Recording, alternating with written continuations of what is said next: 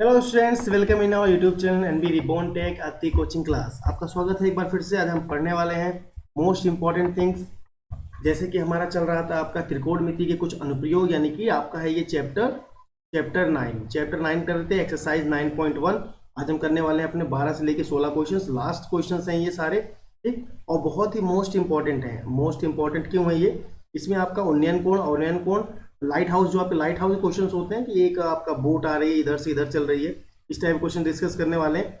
जहाज, हवा में जहाज उड़ रहा है, कुछ समय पश्चात यहाँ पहुंच गया, इसका समय निकालना होगा, उस टाइप के क्वेश्चंस करने हैं हमें। या फिर गुब्बारा उड़ रहा है हवा में, उसके क्वेश्चंस करने हैं, ठीक है। या फिर सिद्ध करने वाले जो क्वेश्चंस होते हैं कि आप सिद्ध करो कि दूरी 6 मीटर है आपका, ठीक है। या फिर आपका सिद्ध करना है कि 10 आपका जो है 10 आपका √3/2 होगा। इस टाइप के जो क्वेश्चंस होते हैं वो सारे क्वेश्चंस करने वाले हैं आज हम, ठीक। चलिए, तो ये वीडियो आपकी इंपॉर्टेंट है सीबीएसई वालों के लिए, यूपी के लिए, एनआईओएस वालों के लिए, अदर जो स्टेट बोर्ड एग्जाम्स होते हैं उनके लिए, ठीक। जहाँ पे आपका त्रिकोणमिति के कुछ अनुप्रयोग पढ़ाए जाते हैं, यानी कि एनसीईआरटी के हम डिस्कस करने वाले हैं आज। एनसीईआरटी के सॉल्यूशंस करेंगे, इसके बाद हम रिवीजन करेंगे एक बार, फिर से आपका टेस्ट होगा जैसे कि एज यूजुअल पहले हुआ था। चलिए स्टार्ट करते हैं अपना क्वेश्चंस, टाइम को ध्यान में रखते हुए। समुद्र तल से 75 मीटर ऊंची लाइट हाउस के शिखर के दोनों देखने पर दो समुद्री जहाज के अवनमन कोण, कौन से कोण है ये? तो अच्छे से क्वेश्चन को पढ़ के फिर डायग्राम बनाना है। कल का आपका डाउट क्लियर हो गया होगा, एक बच्चे ने पूछा था हम डायग्राम नहीं बना पा रहे हैं, ठीक है। बाकी मैंने SW दिया था, आपने वो भी कर लिया होगा, नहीं किया तो आप बताना कमेंट करके, अभी हो नहीं पाया या फिर जो भी है। चलिए, ये क्वेश्चन तो बहुत इंपॉर्टेंट है, डिस्कस करेंगे। समुद्र तल से कितने मीटर ऊंची लाइट हाउस, एक तो लाइट हाउस है, समुद्र तल कहाँ, ये रहा मेरा, ये आपका मैंने मान लिया ये समुद्र तल है, ये लाइट हाउस है। लाइट हाउस कितना है?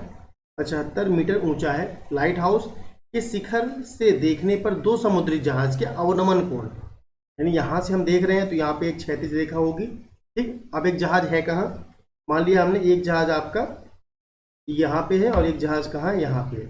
इसी जहाज को देखा जा रहा है, ये देख रहा है एक बार यहाँ इस जहाज को, फिर एक बार यहीं से खड़े होकर कोई पर्सन है, कोई पर्सन यहाँ से देख रहा है, ठीक, इस तरीके से। चलिए, देखने पर क्या हो रहा है? देखने पर जहाजों के अवनमन कोण, मतलब ऊपर से नीचे की ओर कोण बन रहा है। अगर आपने नहीं पढ़ा तो आप पार्ट 1 देखो पहले जाके, वहाँ पे सारे टाइप के जो कोण होते हैं आपके, अवनमन, उन्नयन कोण, ऊपर नीचे क्या लॉजिक सब बताया गया है। 30 और 45 डिग्री है। लाइट हाउस के एक ही ओर, जहाज कहाँ पे? लाइट हाउस के एक ही ओर है, ठीक। एक दूसरे के पीछे भी हैं। तो मैंने मान लिया क्या है हमारा, कोई जहाज ये है आपका C, ये है D, तो इसे एक लाइन से मान लेते हैं कोई, ये पॉइंट A है, ये B है, ठीक। इस तरीके से हो जाएगा। अब बोला जाए ये वाला आपका 30 है, ये 30 डिग्री है, और ये बड़ा वाला कोण कितना हो जाएगा? 45 हो जाएगा। आपको पता है अच्छे से उन्नयन कोण किसके बराबर होता है? अवनमन के बराबर होता है। ये 30 है पूरा आपका, कि कितना हो जाएगा? ये वाला भी 30 हो जाएगा, और ये पूरा 45 है, भी कितना हो जाएगा आपका? 45। क्यों बराबर हो जाएगा, कैसे बराबर हो जाएगा? तो आप इसके लिए पार्ट फर्स्ट देखना पड़ेगा, वहां पे ये डिटेल में डिस्कशन किया गया है, ठीक। नहीं देखा तो आप पहले उसको देख लो, फिर ये कंटिन्यू करो। तो दो जहाजों के बीच की दूरी निकालना है। क्या निकालना है? CD ज्ञात करना है आपको। CD कितना, ये ज्ञात करना है, ठीक। चलिए अभी स्टार्ट करते हैं क्वेश्चंस को, सॉल्यूशन कैसे करना चाहिए। डायग्राम बन गया, यानी आपका आधा क्वेश्चन कंप्लीट हो गया। अब देखो क्या करना है, आपको पता है सबसे पहले हम लेंगे जितने भी, देखो इस टाइप के क्वेश्चन में जितने भी त्रिभुज दिख रहे हैं ना, सबका त्रिभुज का फॉर्मूला लगाया ना। यहाँ देखो, आप इस कोण के लिए ये लंब हो जाएगा, ये आधार हो जाएगा। तो नहीं पता तो आप छोटा सा धीरे से फॉर्मूला लिख लो कहीं भी, लाल बटे कर्ण। तो हमने क्या लिख दिया यहाँ पे, 10/45 क्या होता है? लंब बटे आपका आधार। लंब बटे आधार, लंब क्या है आपका? AB, आधार क्या है? BC। 10/45 का मान कितना? 1 होता है। क्या हो जाएगा? AB बटे BC, यानी कि AB किसके बराबर हो गया आपका? BC के बराबर हो गया। AB किसके बराबर है? BC की, यानी कितना आ गया आपका? AB कितना दिया है? 75। आप बोल पाओगे BC कितना है आपका? 75 मीटर। ये पहली बात समझ में आ गया आपके। यहाँ से यहाँ तक कितना है आपका? 75 है। चलिए, हमें तो ये निकालना था ना, ये वाला। अब पूरा त्रिभुज ले लेते हैं एक बार, पूरा वाला। पूरा त्रिभुज कौन सा है? A B और D, ये पूरा बड़ा वाला, पूरा बड़ा वाला त्रिभुज लेंगे तो क्या हो जाएगा? त्रिभुज A, इसे लिखना जरूरी है ऐसे, तो आपको आइडिया लग जाता है कि हाँ ऐसे करना है। ABD में क्या हो जाएगा? देखो 10 30 बराबर किसके हो जाएगा? यहाँ से लंब ये है AB आपका, AB, और आधार कितना है? BD। कितना है ये? BD। 10 30 का मान कितना होता है? देखो, अगर आपको मान याद नहीं है या फिर मान कैसे याद करना है, लॉजिक क्या है, ट्रिक्स क्या है, इसके लिए आपको त्रिकोणमिति का चैप्टर जो है हमने चैप्टर 8 पढ़ा था, उसमें जाके आपको उसकी वीडियोस देखनी पड़ेंगी। उसके 2-3 वीडियोस आप देख लोगे तो स्टार्टिंग, आपने स्टार्टिंग से देखा है तो कोई दिक्कत ही नहीं होगा, आपको सारी वैल्यूज याद होंगी। चलो ए बी कितना है 75 है, बी डी कितना है, देखो बी डी कितना है, B C plus C D, इसे हमने ब्रेक कर लिया, B C plus C D कर लिया।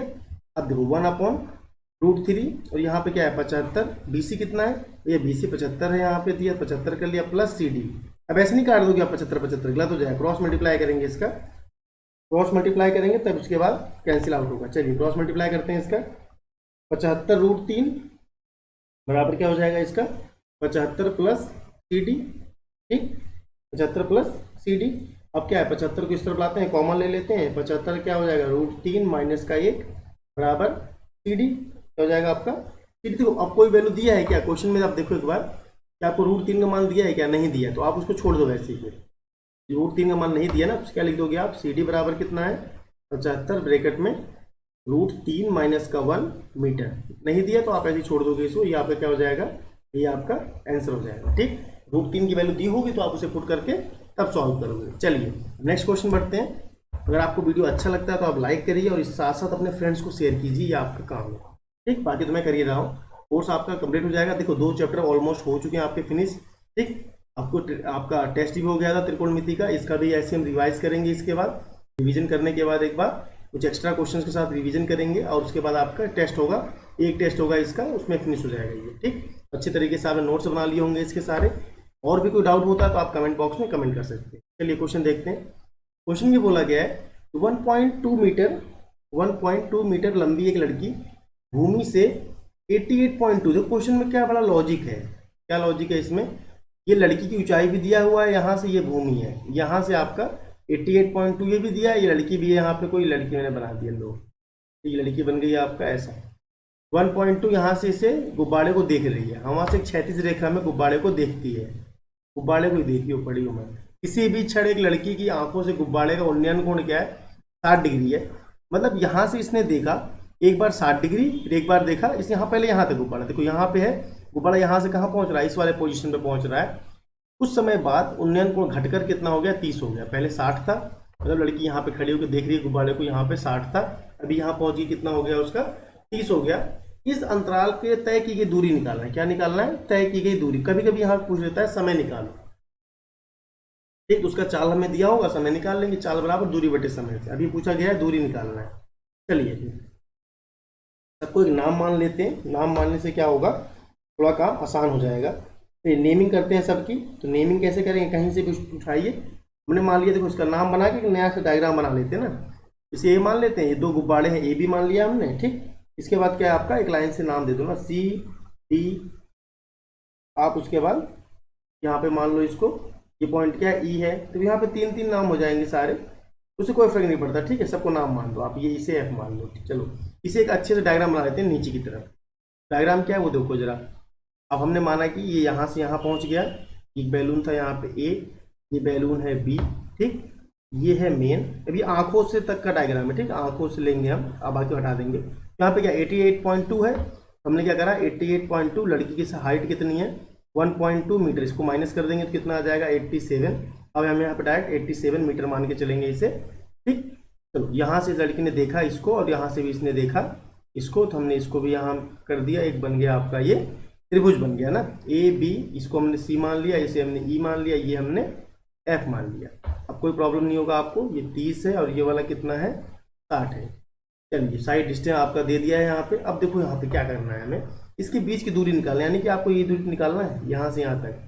सबसे पहले क्या आपको ये पता है, बिल्कुल पता है, आप बोलोगे ये भी आपका कितना 87 है। हम त्रिभुज लेते हैं, कौन सा यहाँ पे त्रिभुज लेंगे, पहला हम ए सी ई लेंगे। ए सी ई में क्या हो जाएगा, देखो लंब बटे आधार, तो हम लगाएंगे यहाँ पे क्या 10, ये कौन सा है आपका 1060 है, 1060 बराबर क्या हो जाएगा लंब बटे आधार। तो लंब कितना है यहाँ पे, लंब है आपका ए ई, आधार कितना है आपका सी ई।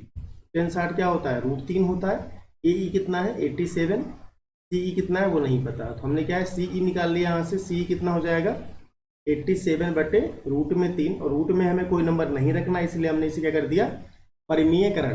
परिमेयकरण करेंगे तो क्या हो जाएगा 87 √3 बटे 3, 3 से काट देंगे इसे, 3 दूना 6 हो गया, 3 9 27, 29 √3 मीटर। ये आ गया आपका सी से ई तक का आ गया, ठीक। हमें निकालना क्या था ई से एफ तक का निकालना। अब पूरा बड़ा वाला त्रिभुज ले लेते हैं, त्रिभुज कौन सा, सी बी एफ, देखो यहाँ पे सी बी एंड एफ, ये ले लिया इस त्रिभुज में।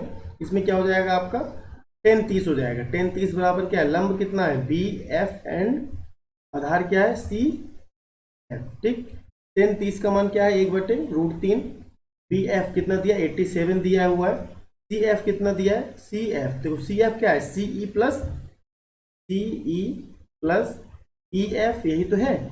यहाँ वैल्यू पुट करते हैं, अब वैल्यू पुट करेंगे क्या हो जाएगा, 1/√3 बराबर 87/सीई कितना है 29√3 प्लस ई एफ। अब देखो इसे सॉल्व कैसे करना है वो अब मैं आपको अच्छे से करके दिखाता हूँ, ये तो आप कर देते हो सारा काम गड़बड़।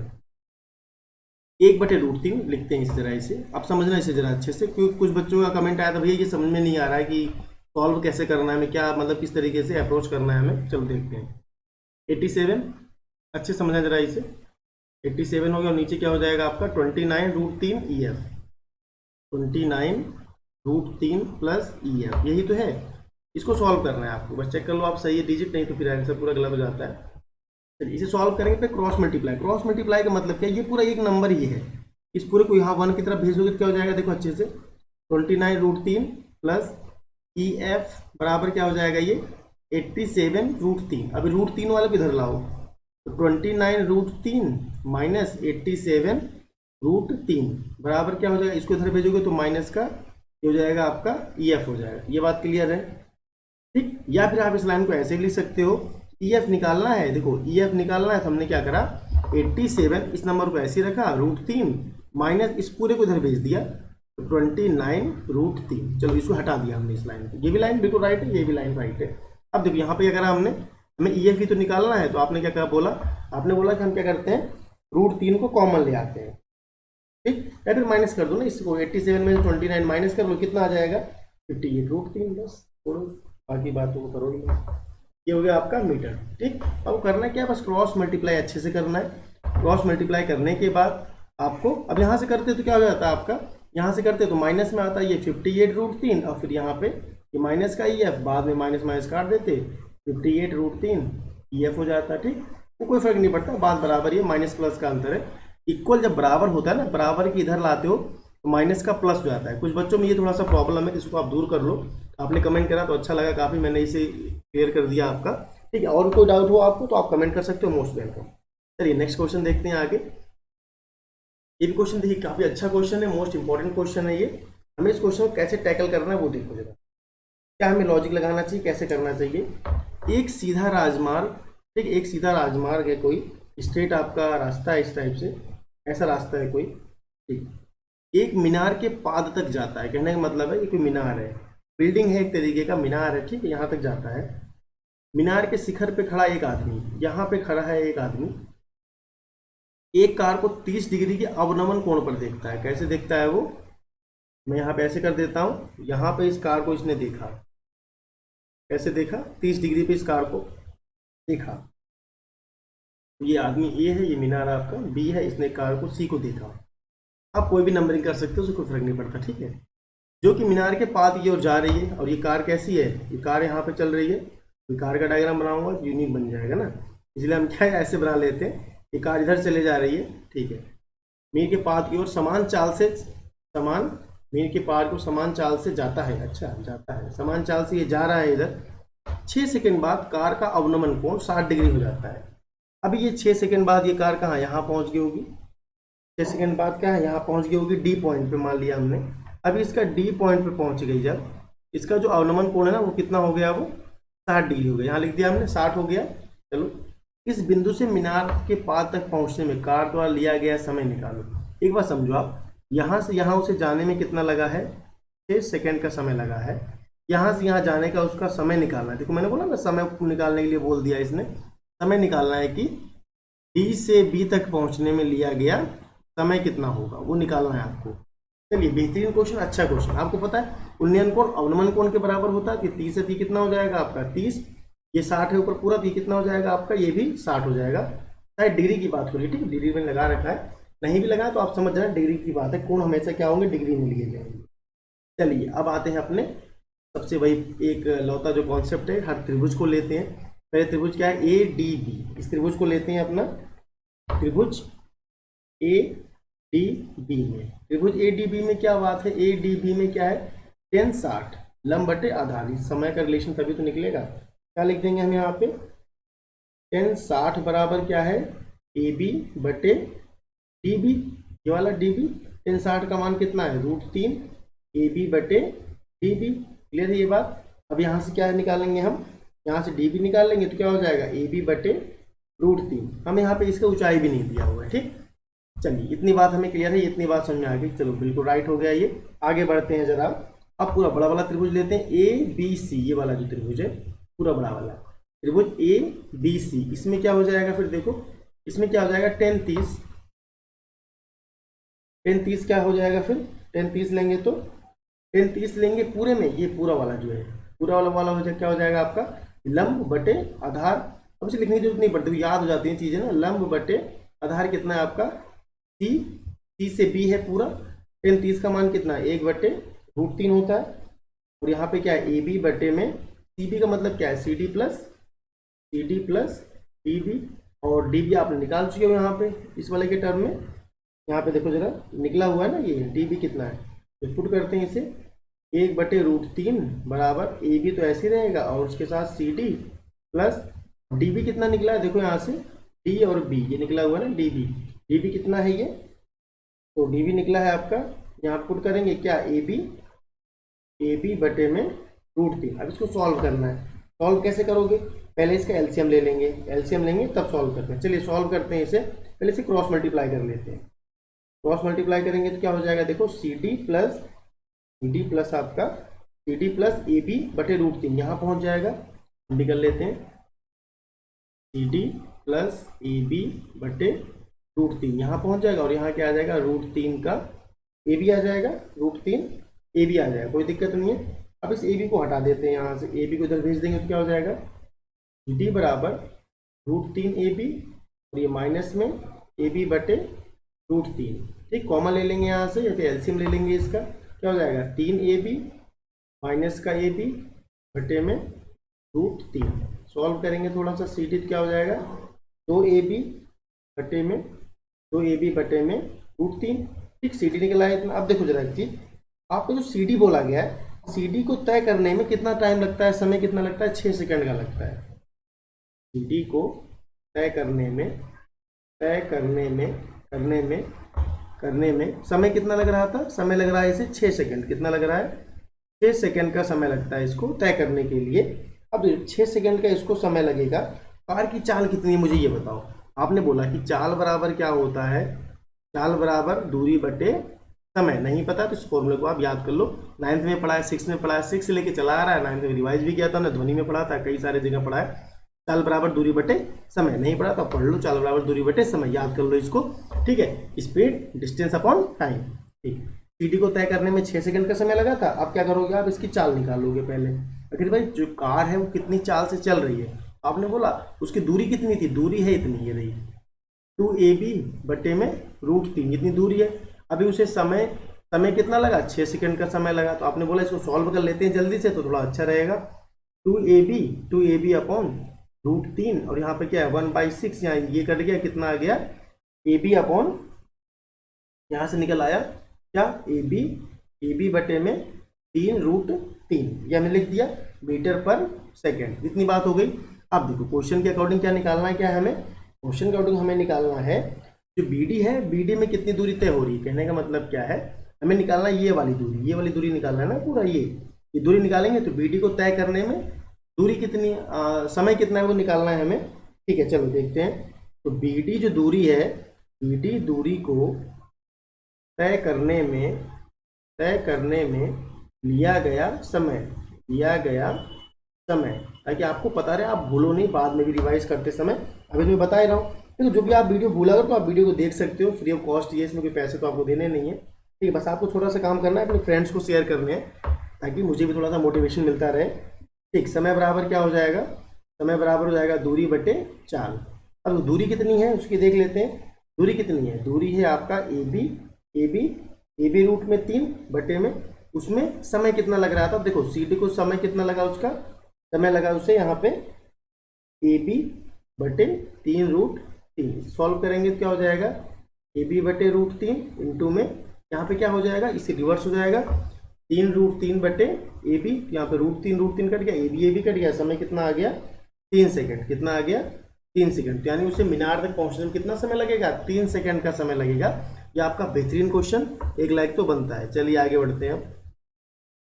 नेक्स्ट क्वेश्चन देखो, ये भी कितना अच्छा क्वेश्चन है, बेहतरीन क्वेश्चन है, सिद्ध करने वाला। मैंने बोला सिद्ध करने का एक क्वेश्चन आता है आपका, उसे भी समझ लेते हैं क्या है। मीनार के आधार से एक और सरल रेखा में एक और सरल रेखा में 4 मीटर 9 मीटर की दूरी पे स्थित दो बिंदुओं से मीनार के शिखर का उन्नयन कोण पूरक कोण का मतलब जिसका योग क्या होता है 90।